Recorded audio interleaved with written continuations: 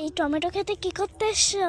আরে এই টমেটো খেতে টমেটো চুরি করতে এসেছি গাইস, দেখো কত পাকা পাকা টমেটো। দেখো গাইস, আমরা বাড়িতে নিয়ে তেঁতুল দিয়ে মাখা খাবো। যে যে খাবে চলে আসো তাড়াতাড়ি। আমার মনে হয় ওই লাইনে বেশি আছে। আমার অনেক মানে অনেক টকটকে লালটা খেতে ইচ্ছা করে। কেটে দে কেটে দে, এত বড় করিস। মা কি করো? আজকে লেটেস্ট একটা ঘটনা ঘটেছে গাইস। আমি এসেছি টমেটো চুরি করতে, ছিঁড়েছি, তারপর দেখি মালিক চলে এসেছে। লজ্জা কিন্তু লজ্জা। কিছু বলিনি আমাদের বাড়ি। এই কি খাচ্ছিস? টমেটো তোমাকে দেবো না, লাল টুকটুকে। আরে খাস না, আমাকে একটু দে দে আমাকে।